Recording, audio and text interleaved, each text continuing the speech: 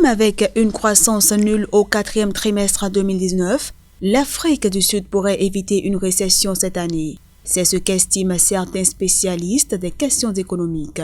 Ces derniers tablent sur la progression que le produit intérieur brut sud-africain a enregistré au deuxième trimestre 2019.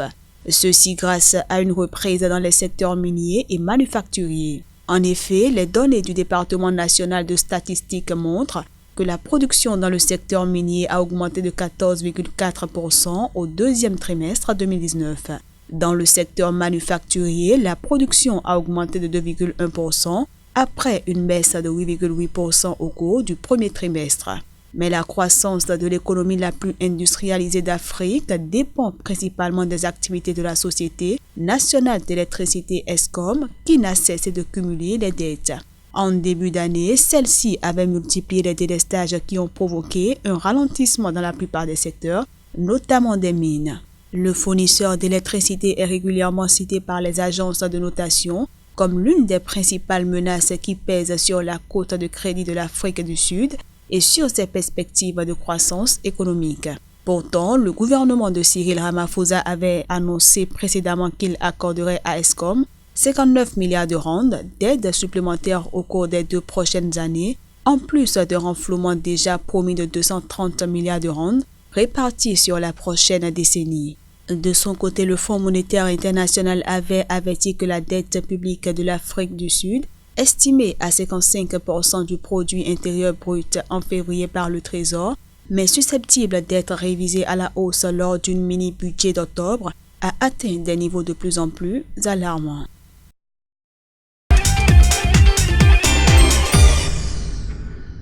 L'Égypte a choisi de se conformer aux exigences du Fonds monétaire international afin de redémarrer l'économie. Le pays a proposé un projet de loi visant une baisse à 5,15 milliards de dollars au cours de l'exercice 2018-2019 sur les subventions de carburant, soit 2,16 milliards de dollars de moins que l'année dernière. Cette nouvelle décision intervient après que le gouvernement égyptien ait procédé en juin 2018 à une hausse de 50% sur les prix des carburants, suivie d'une hausse de 30% en juillet 2019. Une décision engagée dans le cadre d'un programme de réforme économique soutenu par le Fonds monétaire international. En effet, l'Égypte se remet de la crise économique survenue au lendemain de la révolution de 2011, en bénéficiant notamment de l'appui du Fonds monétaire international qui impose ces conditions.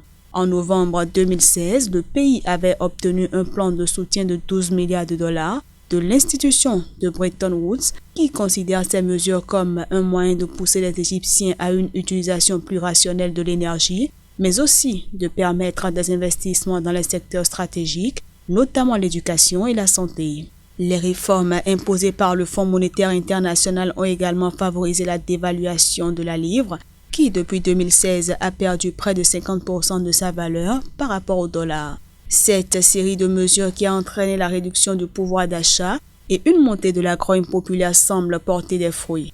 Les indicateurs économiques du pays ont révélé à partir de 2017 une reprise avec la croissance à un taux de 5,3%, alors que l'on s'attend à 6% en 2018-2019, puis 8% d'ici 3 ans. Une performance qui a permis la création d'environ 4 millions d'emplois.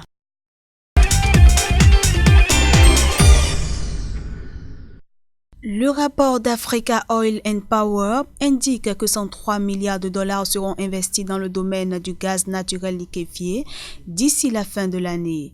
Ces investissements devraient être injectés dans des projets au Nigeria, en Égypte, au Mozambique, en Mauritanie, au Sénégal, au Cameroun, en Afrique du Sud, mais également en Guinée équatoriale. Dans tous ces pays, plusieurs projets ont en effet été annoncés et les premiers efforts pour leur mise en œuvre ont démarré. Tout ceci traduit la volonté des pays du continent d'obtenir de l'électricité fiable et rentable, dans un contexte où plusieurs études montrent qu'en l'état actuel du marché, la liquéfaction du gaz est considérée comme la stratégie la plus rentable pour réaliser le potentiel gazier de l'Afrique. Le rapport d'Africa Oil and Power souligne aussi qu'en 2019, la forte consommation de charbon et le manque de fiabilité de la production d'électricité font du gaz naturel une solution intéressante pour diversifier les sources de production d'électricité. Pour rappel, le continent détient 7,1% des réserves mondiales prouvées de gaz et devrait contribuer à près de 10% de la croissance de la production mondiale jusqu'en 2024.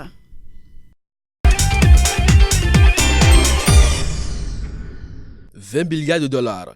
Ainsi s'évaluent les échanges commerciaux entre l'Afrique et la Russie pour le compte de l'année 2018. Ce montant correspond à une hausse de 17,2% par rapport au volume des échanges commerciaux de 2017 entre les deux parties. Les exportations russes vers le continent noir ont atteint 17,5 milliards de dollars, tandis que les exportations africaines vers la Russie se sont chiffrées à 2,9 milliards de dollars. L'Afrique du Sud, l'Algérie, l'Égypte, le Kenya, la Côte d'Ivoire, le Maroc, le Nigeria, le Soudan, la Tunisie et le Sénégal ont été les principaux partenaires commerciaux de Moscou sur le continent africain en 2018.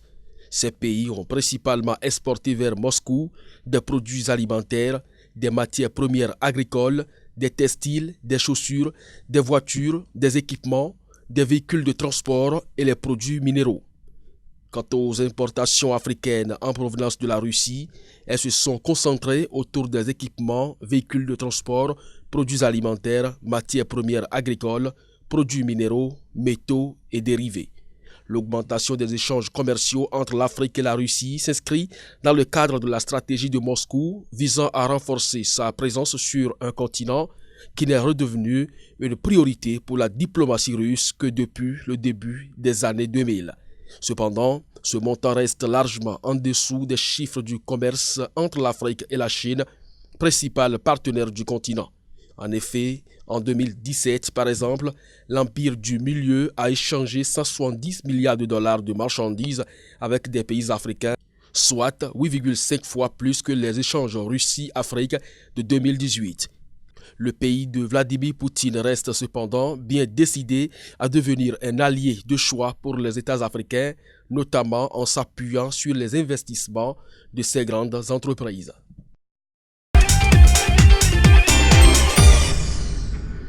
Un financement de 24,7 millions de dollars pour soutenir le Zimbabwe dans son processus de reconstruction après le passage du cyclone Ida. La Banque africaine de développement manifeste ainsi sa compassion à ce pays affecté par un phénomène météorologique extrême. La somme décaissée est destinée à la restauration du cadre de vie et des infrastructures dans les zones les plus touchées.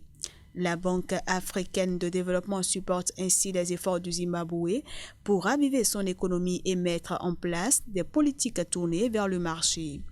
Le programme de résilience et d'opération d'urgence post-cyclone Ida, qui sera mis en œuvre grâce à ce financement, recevra également un apport financier de 3,2 millions de dollars fournis par le gouvernement zimbabwéen. Le Bureau des Nations Unies pour les services d'appui au projet mettra en œuvre le programme sur une période de 3 ans. Un accent particulier sera mis sur les rénovations et les reconstructions dans les districts de Chimanimani et de Chipinge, dont les 434 000 habitants ont été les plus touchés par le cyclone. Rappelons qu'au lendemain de la catastrophe survenue en mars 2019, la Banque africaine de développement avait alloué 250 000 dollars en appui à l'aide humanitaire qui avait été déployée.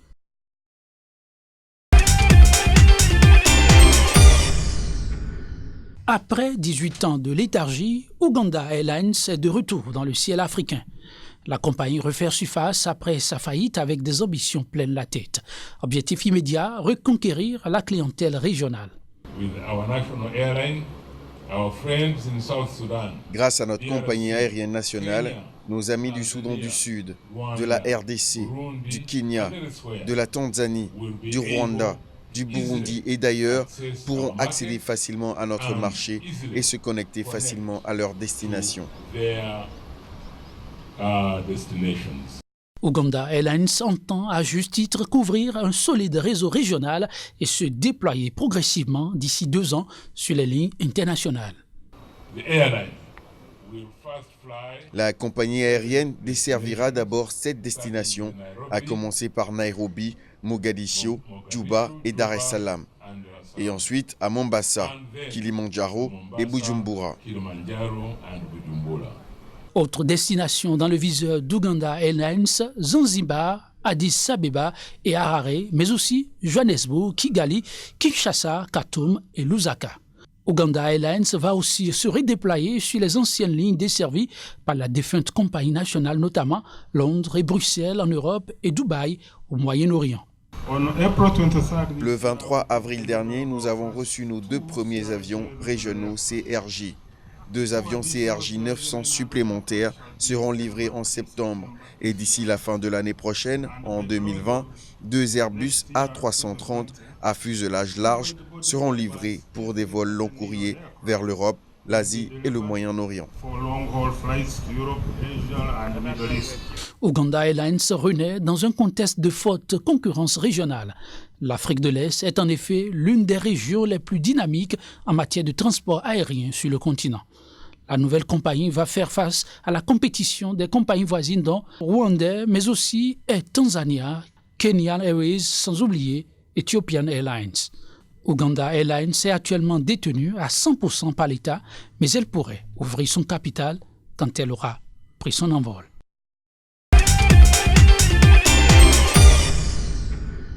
D'ici à 2040, la Côte d'Ivoire espère faire passer son taux de couverture forestière de 11 à 20%. Le pays qui détient l'un des taux de déboisement les plus élevés du monde se lance comme défi de reboiser une partie de son territoire avec pour leitmotiv la préservation, la réhabilitation et l'extension du couvert végétal. L'objectif est de doter le pays de 6 millions d'hectares de forêt à l'horizon 2040. Et le ton est déjà donné avec le ministère des Eaux et Forêts, dont les agents ont reboisé une partie du centre hospitalier régional de Ségala sur une superficie d'environ 3 hectares. Les autorités ivoiriennes mettent aussi l'accent sur la sensibilisation des populations à la pratique de l'agroforesterie ou à l'agriculture zéro déforestation afin de réduire le rythme de disparition des forêts. Pays de l'Afrique de l'Ouest, la Côte d'Ivoire comptait dans les années 1960, 16 millions d'hectares de forêt.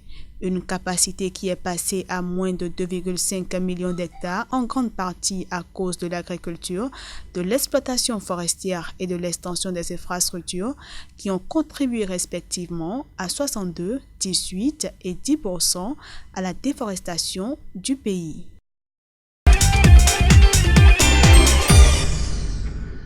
Dans son analyse sur la résistance des pays africains face au chaos extérieur, l'agence de notation Mondis révèle que seuls 3 pays affichent une plus grande capacité d'ajustement de leurs dépenses publiques en cas d'un nouveau choc extérieur. Il s'agit du Rwanda, du Cameroun et de la Côte d'Ivoire. Ces 3 pays bénéficient selon Mondis de la plus grande flexibilité en matière de dépenses, reflétant les niveaux élevés de dépenses en capital et le caractère concessionnel de la dette. À en croire l'agence de notation, les engagements de dépenses publiques pris par les États enquêtés en Afrique subsaharienne ne sont pas à l'abri d'un nouveau choc dans un contexte économique extérieur qui souffre d'un certain nombre de défis. Une solution utilisée par plusieurs de ces pays a été de supprimer certaines dépenses publiques. Toutefois, cette flexibilité n'est pas évidente pour l'ensemble des pays. Le Cameroun, le Rwanda et la Côte d'Ivoire semblent être capables, selon Mondis, de mieux s'en sortir car ils n'ont pas trop d'engagements contraignants dans la structure de leurs dépenses publiques. Ce qui n'est pas le cas pour certains pays comme la Namibie, le Nigeria et le Ghana, qui n'ont pas les mêmes possibilités et pourraient s'écrouler sous l'effet de tout nouveau choc.